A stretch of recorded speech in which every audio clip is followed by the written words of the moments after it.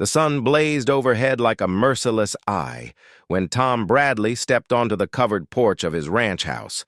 Sweat already dampened his shirt collar, and it was barely past noon. He pulled out his pocket watch, squinted at the hands, and shook his head. Time was running short, and his patience was wearing thinner than winter ice. The Lazy Bee Ranch stretched across 2,000 acres of Colorado territory, home to over 800 head of cattle and 12 working cowboys. For 3 weeks now, those men had been eating beans from cans and whatever sorry excuses for meals they could cobble together from the dwindling supplies in the cookhouse. Their last cook, a grizzled old-timer named Shorty, had taken sick with pneumonia and died just as the autumn roundup was getting into full swing. Tom's foreman, Jake Martinez, climbed the porch steps with his hat in his hands. His weathered face wore the same worried expression it had carried for days. "Boss, the boys are getting restless," Jake said, settling his lean frame against the porch railing. Cookie Morrison from the Double Diamond spread came by this morning, trying to lure away our best riders with promises of hot meals and fresh bread. Tom cursed under his breath. Good cowboys were harder to find than gold nuggets, and keeping them happy was essential to running a successful operation. The Lazy Bee had a reputation for treating its men fair, but even the most loyal hand would start looking elsewhere if his belly stayed empty long enough. "I put word out in 3 towns," Tom replied, running his fingers through his dark hair. "Posted notices at the general stores, the saloons, even the church bulletin boards, offering $40 a month plus room and board for an experienced ranch cook. That's top dollar for this kind of work." Jake nodded slowly. "Maybe folks are spooked by how remote we are out here. Takes a special kind of person to live this far from civilization." The Lazy Bee sat in a valley surrounded by pine-covered hills, a full day's ride from the nearest town of any size. Tom had chosen the location specifically for its isolation and the protection the mountains provided from harsh winter winds.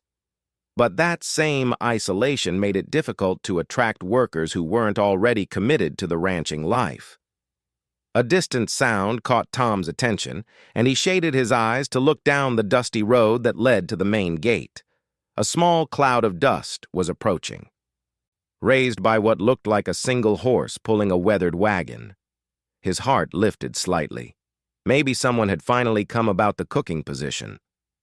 "Looks like we might have ourselves a visitor," Jake observed, straightening up from the railing. The wagon drew closer, and Tom could make out more details. The horse was a sturdy-looking bay mare, well cared for despite her obvious age. The wagon itself had seen better days, with several boards that had been replaced over time and a canvas cover that showed patches and careful mending. What struck him most, though, was the small figure handling the reins with confident, practiced movements. As the wagon pulled into the ranch yard, Tom realized with surprise that the driver was a woman.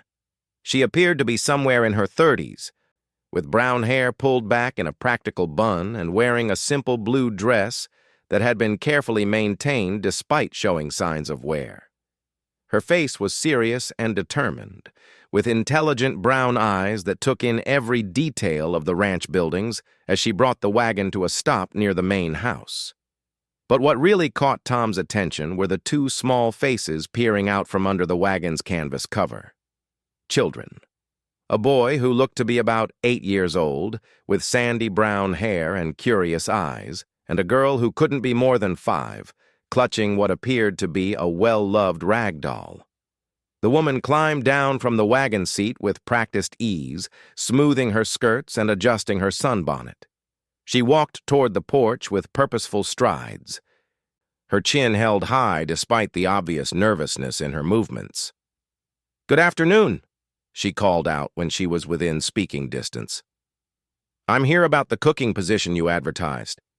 My name is Sarah Coleman." Tom exchanged a quick glance with Jake, who raised his eyebrows but remained silent. This wasn't exactly what either of them had been expecting when they put out the word for a ranch cook. "Ma'am," Tom replied, touching the brim of his hat politely. I appreciate you making the trip out here, but I think there might be some misunderstanding. The position we advertised is for cooking for 12 hungry cowboys, 7 days a week. It's hard work in rough conditions, not really suitable for—" He gestured helplessly, not wanting to offend her but needing to make the reality of the situation clear. Sarah Coleman's expression didn't change, but something hardened in her eyes. "Not suitable for a woman, you mean? Or not suitable for a woman with children?" The directness of her question caught Tom off guard. Most women in his experience would have made polite conversation and gradually worked around to the point. This one cut straight to the heart of the matter. "Well, both, if I'm being honest," Tom admitted. "This isn't like cooking for a family, ma'am. These men work 14-hour days in all kinds of weather. They need substantial meals and they need them on time every time. The cookhouse isn't exactly a place for young ones either. There are sharp knives, hot stoves, heavy pots." "Mr. Bradley?" Sarah interrupted, and Tom was surprised she knew his name. "I've been cooking for large groups since I was 12 years old. My late husband and I ran a boarding house in Denver for 6 years before he passed. I fed 24 working men 3 meals a day, 6 days a week for all that time. As for my children, they're well-behaved and won't interfere with the work." Jake shifted uncomfortably beside Tom. The woman's voice carried a quiet authority that demanded respect, but Tom could see the doubt written plainly on his foreman's face. Running a boarding house in town was one thing.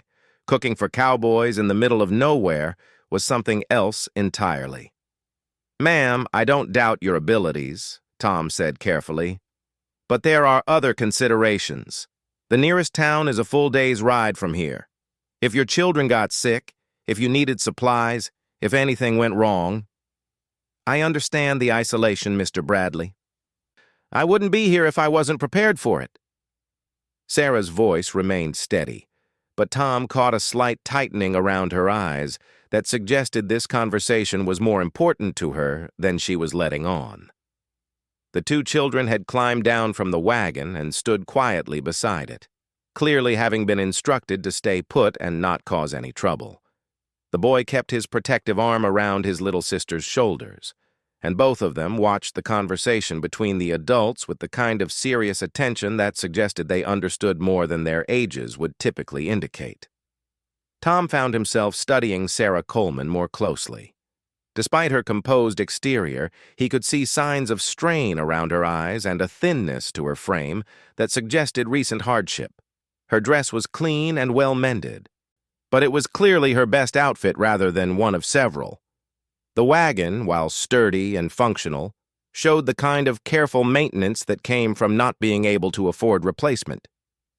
"Mrs. Coleman," he said, softening his tone slightly, "would you mind if I asked what brought you all the way out here? Denver's got plenty of opportunities for someone with your experience." For the first time since arriving, Sarah's composure wavered slightly. She glanced back at her children, then met Tom's eyes with obvious effort. "My husband died in a mining accident 8 months ago," she said quietly. "Between the funeral expenses and settling his debts, I had to sell the boarding house. I've been looking for work ever since, but—" She paused, clearly struggling with what to say next.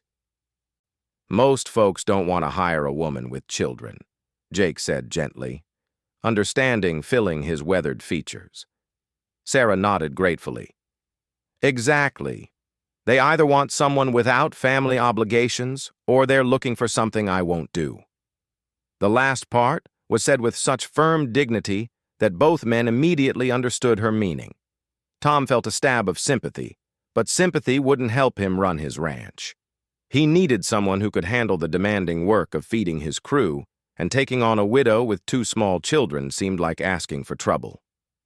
"Mrs. Coleman," he began, "I appreciate your honesty, and I'm sorry for your loss. But this really isn't the right situation for someone in your circumstances. The work is too demanding, and the conditions too rough." Sarah straightened her shoulders. "Mr. Bradley, may I ask you something?" "Of course." "How long has your current cooking position been vacant?" Tom shifted uncomfortably. About 3 weeks. And how many other applicants have you had? The silence stretched out uncomfortably. Finally, Tom admitted, You're the first. Then it seems to me you have 2 choices, Sarah said with quiet determination. You can give me a chance to prove I can do this job, or you can continue feeding your men beans from cans until someone more suitable comes along. Which might be never, given how remote this place is. Jake made a small noise that might have been a suppressed chuckle. Tom shot him a warning look, but he had to admit the woman had a point. Word of the opening had been out for 3 weeks with no other responses. Winter was coming on fast, and keeping his crew fed and happy was becoming more critical every day. Even if I was inclined to give you a trial, Tom said slowly, where would you and the children stay?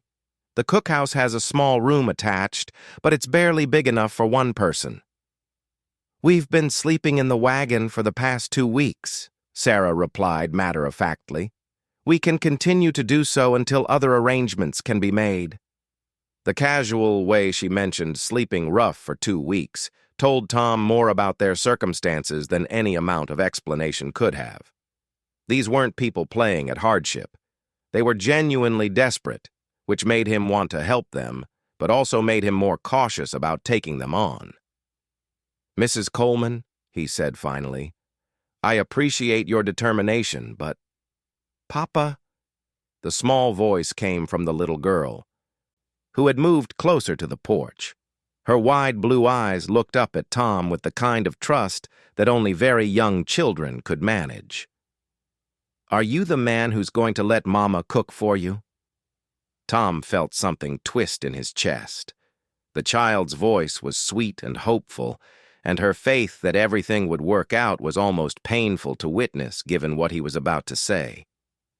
Hush, Mary, Sarah said gently, moving to place a protective hand on her daughter's shoulder. Mr. Bradley is trying to make an important decision. The little girl nodded solemnly but didn't move away from the porch. Her brother came up beside her, his young face serious and watchful. Tom could see both children were clean and well cared for despite their obvious poverty, and there was something in their quiet behavior that spoke of good upbringing and proper discipline.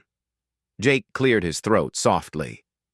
Boss, maybe we could give Mrs. Coleman a chance to show us what she can do. 1 meal, just to see? Tom looked at his foreman in surprise. Jake was normally the most practical man on the ranch, not given to sentimental gestures.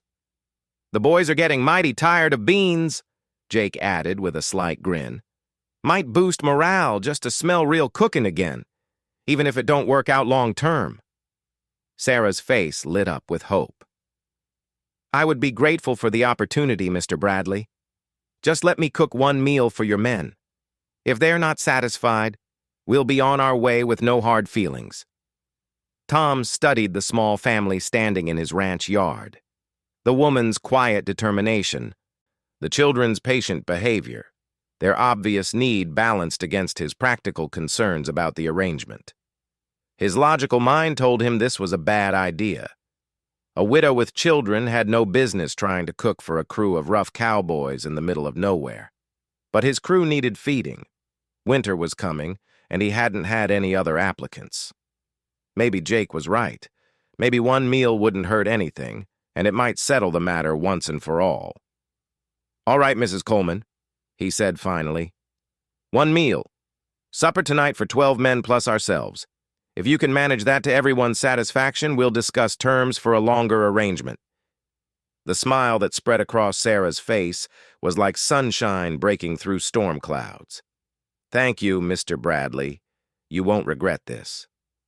Tom hoped she was right. But as he watched her begin to unpack supplies from her wagon with efficient, practiced movements, he couldn't shake the feeling that he was about to find out just how much trouble a determined woman could bring to his well-ordered ranch.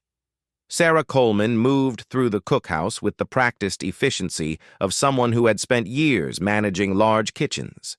The building itself was larger than she had expected, with 2 massive wood-burning stoves, long wooden tables for food preparation, and shelves that reached nearly to the ceiling.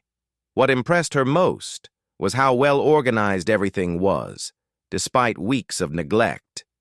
Her children sat quietly at a small table near the door, where she could keep an eye on them while she worked. Mary clutched her doll and watched everything with wide, curious eyes, while 8-year-old Timothy helped by sorting through the supplies she had brought from the wagon. "Mama," Timothy said softly, "there's a lot of food stored here. Look at all those sacks of flour and beans." Sarah smiled at her son's observation. Tom Bradley had clearly invested in keeping his cookhouse well supplied, which would make her job much easier. The pantry was stocked with essentials: flour, cornmeal, dried beans, salt pork, canned tomatoes, and even some luxury items like coffee and molasses. There was a root cellar filled with potatoes, onions, and carrots, and she had spotted a smokehouse behind the main building. The challenge wouldn't be finding ingredients. The challenge would be preparing a meal good enough to convince 12 skeptical cowboys that a widow with children belonged in their world. She had been cooking for barely an hour when the first cowboy appeared in the doorway. He was a young man, maybe 25, with sun-bleached hair and curious blue eyes. He stood uncertainly at the threshold, hat in hand. "Ma'am," he said politely, "I'm Chuck Dawson. Mr. Bradley sent me to see if you needed any help with the heavy lifting or such." Sarah looked up from the massive pot of stew she was preparing. "Thank you, Mr. Dawson. That's very kind. I could use some help moving that large pot to the stove." Chuck stepped inside and easily lifted the heavy cast-iron pot that Sarah had been struggling with. As he set it on the stove, he couldn't help but notice the rich aroma already filling the room. "Smells mighty good in here, ma'am," he said, trying not to sound too hopeful. "Been a long time since this place smelled like real cooking." "I hope it tastes as good as it smells," Sarah replied, adding seasoning to the stew. "Your last cook? What kinds of meals did he usually prepare?" Chuck's face brightened at her interest. "Old Shorty? Well, he weren't much for fancy cooking, but he made a fine beef stew, and his biscuits were legendary. Could make them light as feathers even when supplies ran low." Sarah nodded thoughtfully. "I'll remember that. Light biscuits seem to be important to working men." As word spread through the bunkhouse that the new cook was actually preparing a real meal, more cowboys began finding excuses to pass by the cookhouse. They would peer through the windows or linger near the door, drawn by aromas they hadn't experienced in weeks. Sarah was aware of their attention, but didn't let it fluster her. She had dealt with curious and sometimes skeptical diners at the boarding house. The key was to focus on the work and let the food speak for itself. "Timothy," she called to her son, "would you please check the fire in the other stove? The biscuits will need to go in soon." The boy moved to obey, carefully adding wood to keep the temperature steady. He had helped his mother in the boarding house kitchen many times and knew the importance of maintaining proper heat for baking. One of the older cowboys, a grizzled man with silver-streaked hair, watched Timothy's competent handling of the stove with surprise. He had expected the children to be nothing but trouble, getting in the way and creating hazards in a working kitchen. "Boy knows his way around a fire," the cowboy remarked to his companion.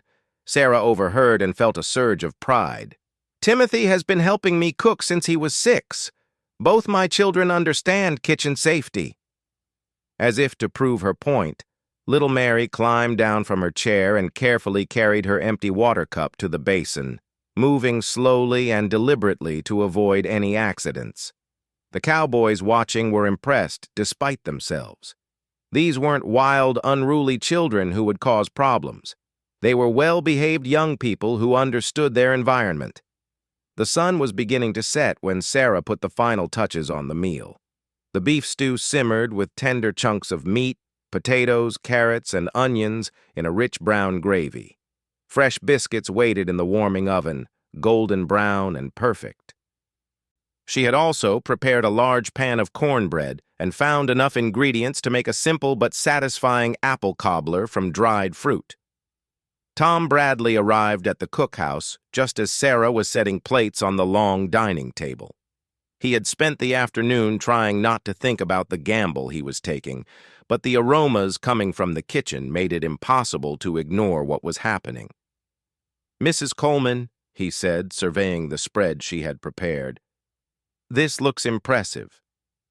Sarah wiped her hands on her apron, suddenly nervous now that the moment of truth had arrived. "I hope your men will find it satisfactory, Mr. Bradley." Jake Martinez appeared in the doorway, followed by the 12 cowboys who made up the Lazy B's crew.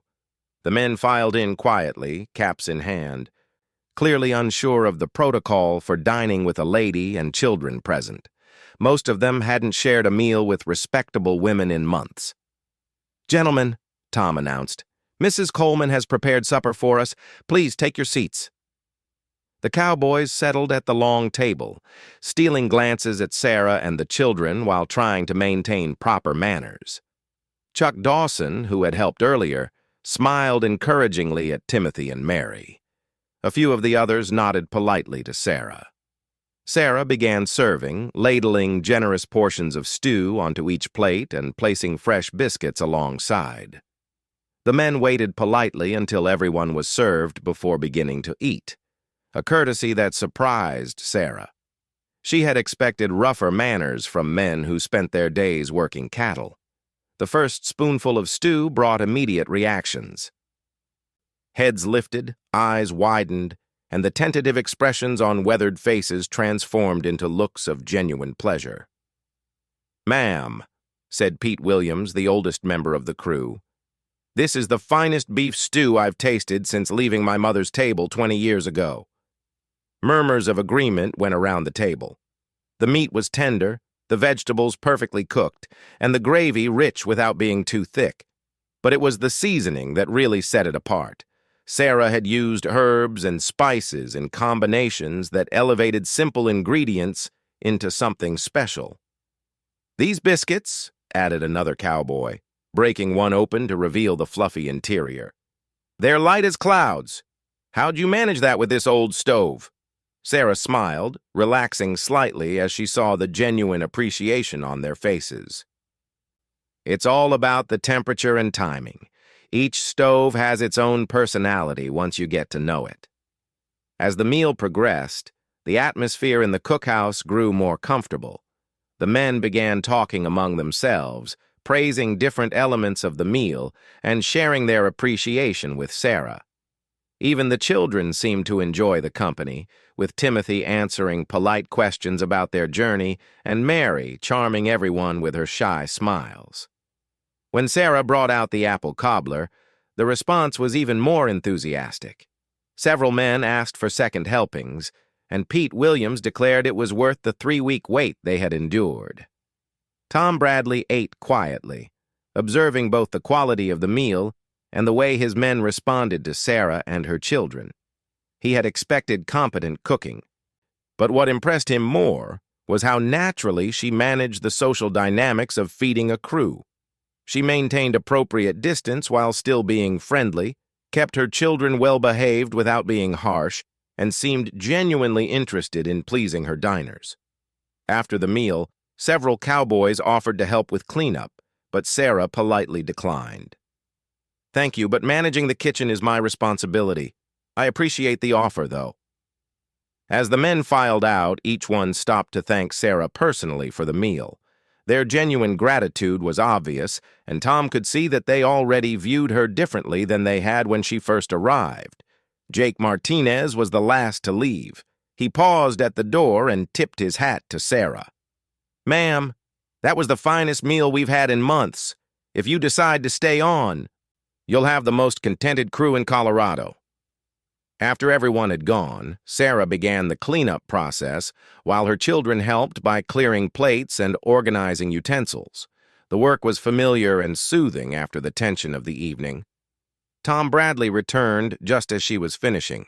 He stood in the doorway, watching her efficient movements, and the way she included her children in the work without making it feel like drudgery. "Mrs. Coleman," he said finally, "that was an exceptional meal." Sarah turned to face him, hoping her expression didn't reveal how much his approval meant to her. "Thank you, Mr. Bradley. Your men were very kind in their praise." "They were honest in their praise," Tom corrected. "These aren't men given to false flattery. If they said the food was good, it was good." He walked further into the cookhouse, noting how clean and organized everything was, despite the large meal that had just been prepared. "I have to admit, you've exceeded my expectations." Sarah felt a surge of hope, but tried to keep her voice level. "Does that mean you're willing to discuss terms for permanent employment?" Tom was quiet for a long moment, clearly wrestling with the decision.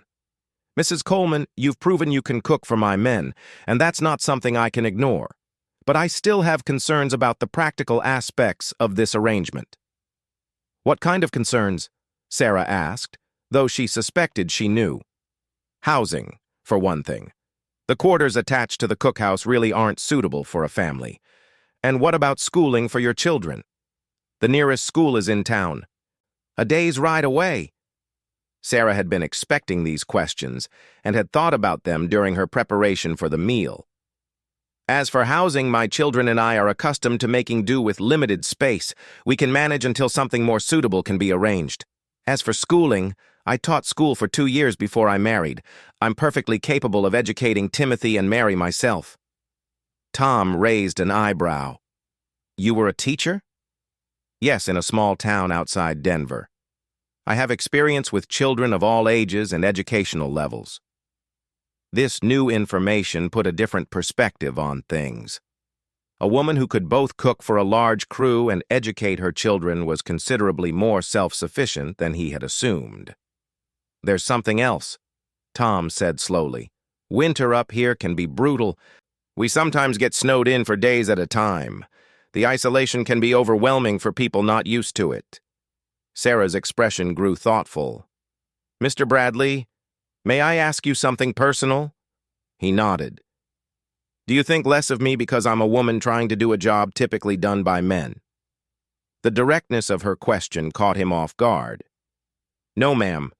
Your cooking tonight proved you can handle the work. My concerns are practical, not personal." "Then give me a chance to prove I can handle the practical concerns too," Sarah said quietly. "I'm not asking for special treatment or accommodations. I'm asking for the same opportunity you would give any qualified cook." Tom studied her determined face, aware that this decision would affect not just her family, but his entire operation. The meal had proven she could do the cooking. Her children seemed well-behaved and unlikely to cause problems. And the truth was, he needed a cook more than he needed to satisfy his doubts about the arrangement. "All right, Mrs. Coleman," he said finally. "I'll offer you a 1-month trial. Same terms I advertised. $40 plus room and board. If things work out, we'll discuss a permanent position." The relief on Sarah's face was unmistakable, though she tried to maintain her composure. "Thank you, Mr. Bradley. You won't regret this decision." "I hope not," Tom replied. "But I'll be honest with you. The first real test will come when we get our first bad storm. That's when the isolation really hits and men start getting cabin fever. If you can keep them fed and happy through a week of being snowed in, you'll have proven you belong here." Sarah nodded seriously. "I understand. I won't let you down." As Tom walked back to the main house, he wondered if he had just made a very smart decision or a very foolish one. Only time would tell, but one thing was certain: his men would eat well while they found out. 3 weeks into Sarah Coleman's trial period at the Lazy Bee Ranch, the first major snowstorm of winter arrived with a vengeance that surprised even the experienced mountain dwellers.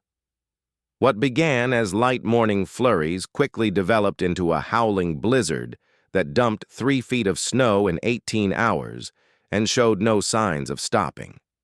Sarah stood at the cookhouse window, watching the white wall of wind and snow that had erased the familiar landscape. The bunkhouse was barely visible through the storm, though it sat only 50 yards away. She had never experienced weather this severe, but she refused to let her concern show in front of the children or the cowboys who had taken shelter in the warm kitchen. "Mama, will we be stuck here long?" Mary asked from her spot near the stove, where she was helping Timothy sort dried beans. "Just until the storm passes, sweetheart," Sarah replied with a calm she didn't entirely feel. "Storms never last forever." Tom Bradley pushed through the cookhouse door, shaking snow from his heavy coat and stamping his boots. Ice crystals clung to his eyebrows and beard, and his face was red from the bitter wind. "How are supplies holding up, Mrs. Coleman?" he asked, hanging his coat on a peg near the door. "We're well stocked for now," Sarah replied. "But if this continues much longer, I'll need to get creative with portions and ingredients."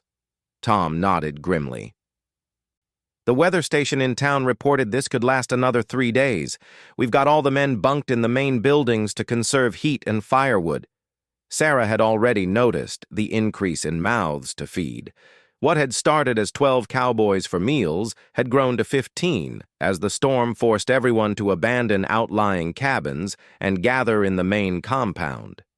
She had adjusted her cooking accordingly, stretching ingredients without making the portions noticeably smaller. "Mrs. Coleman," Tom continued, "I want you to know that if supplies run short, the men understand. They've been through hard winters before." "Mr. Bradley," Sarah said firmly, "I didn't take this position to feed your men short rations when they need their strength most. I'll manage." As if to emphasize the severity of the situation, the wind howled around the building with renewed force, rattling windows and sending snow spiraling past the glass in hypnotic patterns.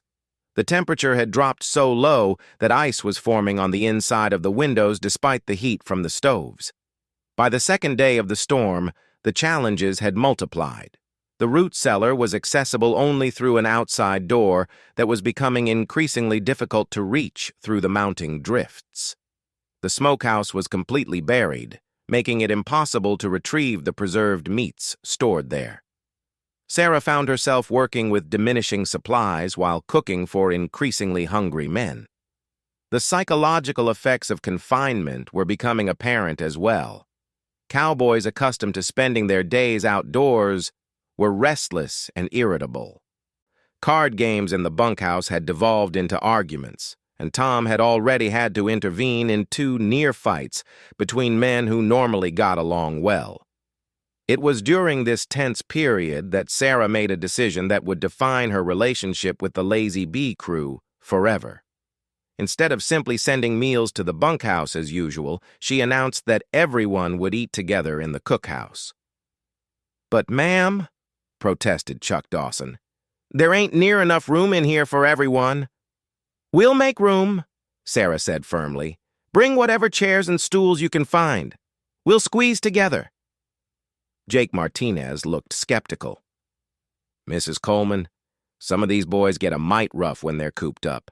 You sure you want them crowding into your kitchen?" Sarah's eyes flashed with determination. "Mr. Martinez, these men work hard and deserve better than eating cold food in a drafty bunkhouse during a blizzard. We're all stuck here together, so we might as well make the best of it." That evening, 15 men crowded into the cookhouse around tables pushed together and supplemented with makeshift seating. The atmosphere was awkward at first, with the cowboys uncertain how to behave in such close quarters with a respectable woman and her children. Sarah had prepared a hearty stew using the last of the fresh vegetables from the root cellar, supplemented with generous amounts of beans and salt pork. The portions were substantial despite the supply constraints, and she had managed to bake enough bread to ensure everyone had their fill. But it was what happened after the meal that truly transformed the evening. Timothy, showing the kind of courage that comes naturally to children, approached one of the grumpier cowboys and asked about the horses. "Mr. Peters, how do horses stay warm in storms like this?" Old Pete Peters, who had been sulking over a losing hand at cards earlier, found his irritation melting away as he explained to the boy how horses grew thick winter coats and how the men worked to keep them sheltered and fed. Soon, other cowboys joined the conversation, sharing stories about animals they had known and winter storms they had survived. Sarah, meanwhile, had brought out her small stock of coffee and sugar, luxuries she had been saving for special occasions. The rich aroma filled the cramped space, and the men's faces lit up at the unexpected treat. "Ma'am," said Pete Williams, accepting his cup with obvious gratitude. "Real coffee's been a rare pleasure these past few years. You sure you can spare it?" "I can't think of a better time to enjoy it," Sarah replied, pouring cups for everyone present. "We're all weathering this storm together." As the evening progressed, the mood in the cookhouse grew increasingly warm and convivial. Stories were shared, songs were sung, and the men began to see Sarah not as an outsider who had invaded their space, but as someone who was genuinely committed to their welfare. Young Chuck Dawson produced a harmonica and played simple melodies while Mary clapped along in delight. Several men shared tales of their families and backgrounds, conversations that revealed the loneliness that often drove them to accept the isolation of ranch life.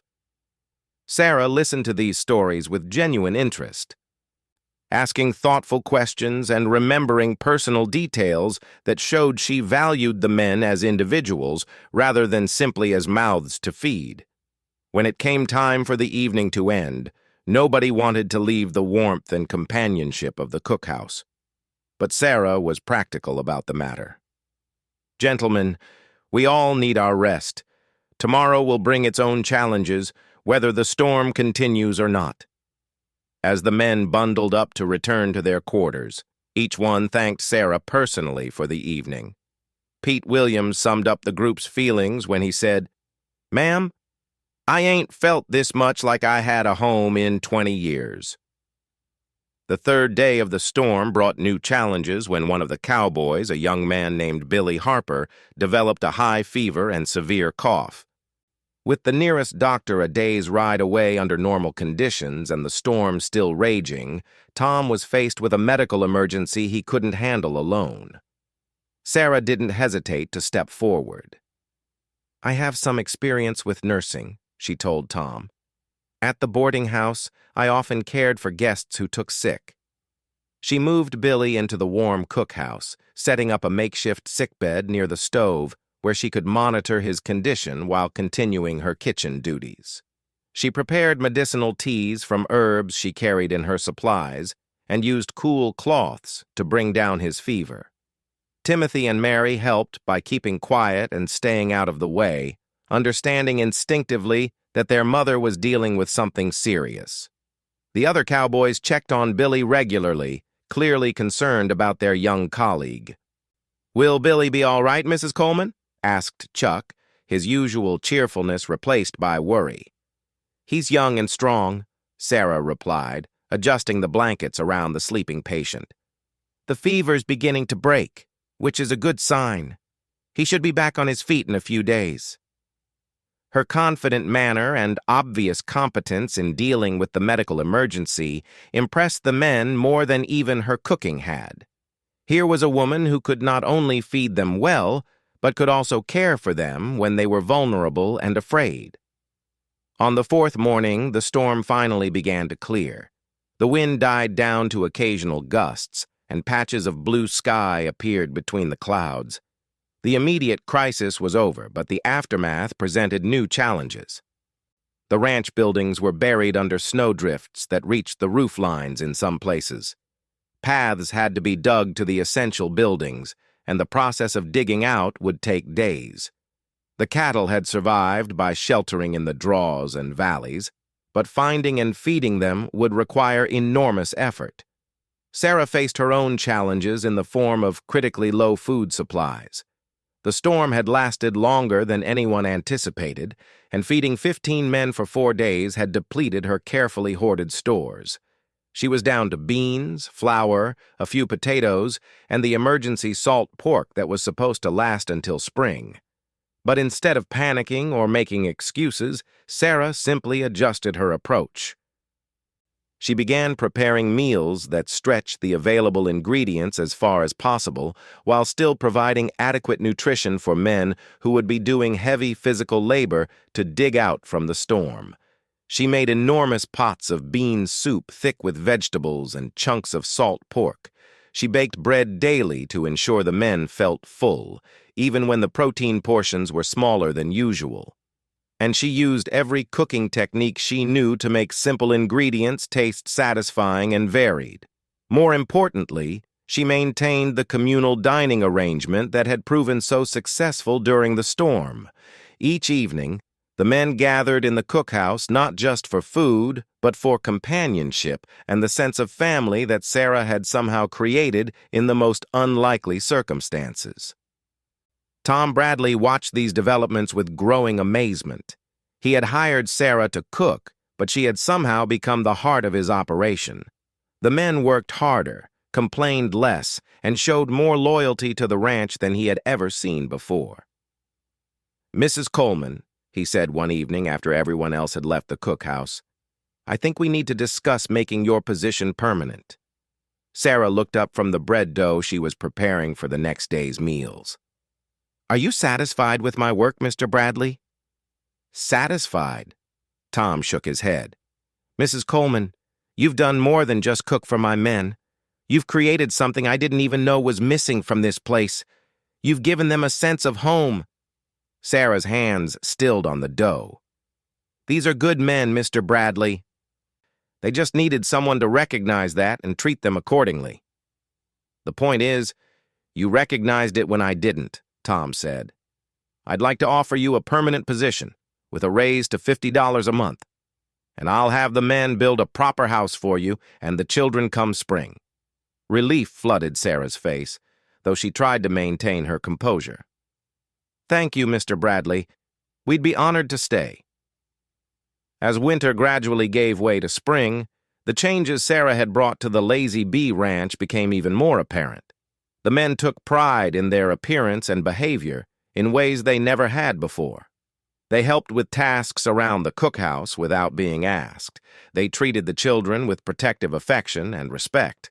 Word of the exceptional meals and family atmosphere at the Lazy Bee spread throughout the region.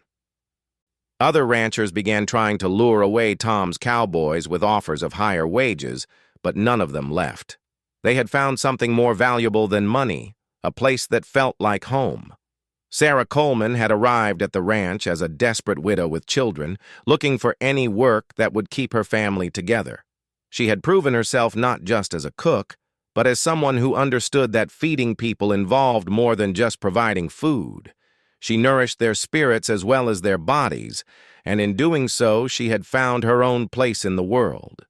Years later, when cowboys throughout Colorado told stories about the best meals they had ever eaten, Sarah's name would come up again and again.